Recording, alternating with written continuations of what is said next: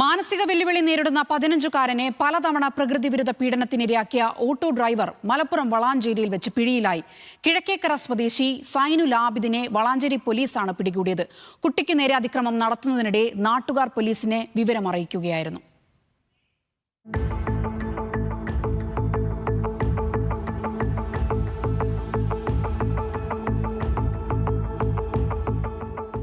വളാഞ്ചേരി കിഴക്കേക്കരയിലാണ് മാനസിക വെല്ലുവിളി നേരിടുന്ന 15-കാരനെ പ്രകൃതി വിരുദ്ധ പീഡനത്തിനിരയാക്കാൻ ശ്രമിച്ച ഓട്ടോ ഡ്രൈവറെ നാട്ടുകാർ പിടികൂടിയത്. പിന്നാലെ കിഴക്കേക്കര സ്വദേശി പാലാറ സൈനുൽ ആബിദിനെ വളാഞ്ചേരി പോലീസ് അറസ്റ്റ് ചെയ്യുകയായിരുന്നു. പ്രാഥമിക അന്വേഷണത്തിൽ തന്നെ പ്രതി സൈനുൽ ആബിദ് പലതവണ കുട്ടിയെ പീഡനത്തിനിരയാക്കിയതായി തെളിഞ്ഞു.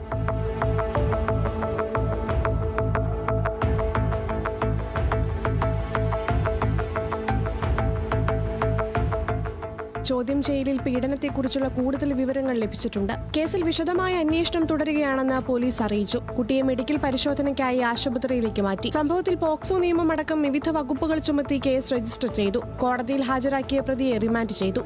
ന്യൂസ് മലയാളം, മലപ്പുറം.